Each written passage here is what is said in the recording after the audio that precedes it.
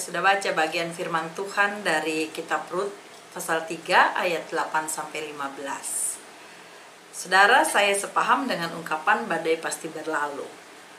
Ungkapan itu mau mengartikan kepada kita bahwa dalam dunia ini segala sesuatu ada waktu dan masanya. Demikian juga dengan penderitaan dan kesusahan.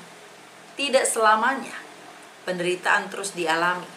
Demikian juga kisah bagian Alkitab dari kitab Rut ini. Pada Rut pasal 1 mengisahkan berbagai pergumulan hidup keluarga Elimelek, khususnya Naomi dan Rut, mulai dari kisah kelaparan sampai kematian yang beruntun.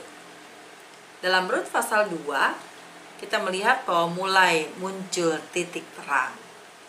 Dan dalam Rut pasal 3, kita juga melihat bahwa keadaan menjadi semakin terang. Mungkin sudah sekian kali Bapak Ibu Saudara telah membaca kisah tentang bagaimana Rut bertemu dengan Boas yang pada akhirnya mereka menikah, memiliki anak dan hidup bahagia selamanya. Akan tetapi pernahkah kita merenungkan bagian mana dari kisah Rut dan Boas ini yang sangat krusial dan penting, di mana jika bagian ini tidak diselesaikan dengan baik, maka keduanya tidak akan mengalami akhir yang bahagia. Saat Rut kembali dengan Naomi dari Moab ke tanah Israel, Rut bukan perempuan malas. Ia mencoba membantu mertuanya dengan mencari atau memungut jelai di ladang-ladang yang sedang dituai. Rut ternyata menuai jelai di ladang milik Boas yang masih ada hubungan keluarga dengan Naomi. Saat itu Rut dan Naomi sudah sama-sama menjanda. Walaupun Rut mungkin masih muda, karena itu Naomi pun menyarankan agar Rut mencari tempat perlindungan. Dengan kata lain, cari seorang suami yang dapat melindunginya, yaitu Boas. Naomi bahkan menjelaskan kepada Rut tentang bagaimana dia harus bersikap, yaitu meminta Boas untuk melindunginya dengan cara yang elegan, bukan hanya dengan nafsu, apalagi dengan tipu daya. Rut adalah tipe menantu yang taat.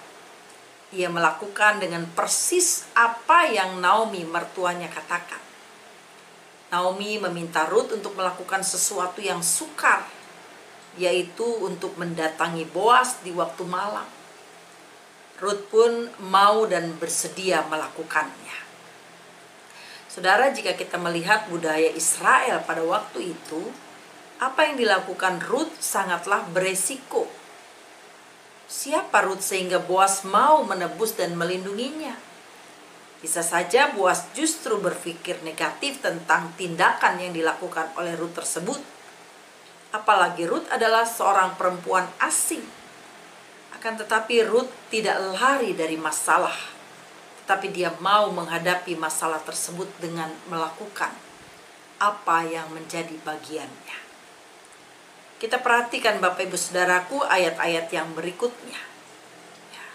Saat itu baik Boas maupun Rut tidak melakukan hal-hal yang tidak pantas. Boas tahu bahwa ia pun memang memiliki tanggung jawab melindungi Rut. Orang akan selalu berpikir negatif ketika ada laki-laki dan perempuan tinggal bersama dalam satu bilik. Orang akan selalu berpikiran yang kotor. Tetapi firman Tuhan mencatat, mereka tidak melakukan hal-hal yang tidak pantas. Bahkan mereka tetap menjaga kekudusan hidup masing-masing. Namun Boas juga sadar, walaupun dia punya tanggung jawab, dia masih berpikir ada yang lebih berhak dari kaum keluarganya. Saudara-saudaraku yang dikasih Tuhan, dari firman Tuhan hari ini, kita mau belajar tentang iman Rut, iman Naomi, juga iman Boas, yang tertuang dalam sikap hidup mereka yang tetap menjaga kekudusan hidupnya. Saudara, Alkitab dalam Yakobus 2 ayat 26, iman tanpa perbuatan adalah mati. Artinya iman harus ditunjukkan dengan sikap dan perbuatan yang benar. Saudara, Ruth rela mengambil resiko ditolak, bahkan resiko menerima cemooh atau ejekan.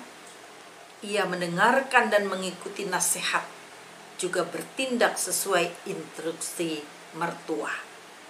Sungguh ada banyak pelajaran berharga yang dapat kita teladani dari kehidupan Ruth ini. Saat di persimpangan jalan pun, ia membuat tindakan iman. Ia berani mengambil keputusan untuk mengikuti Allah bangsa Israel, Allah yang baru dikenalnya setelah menikah.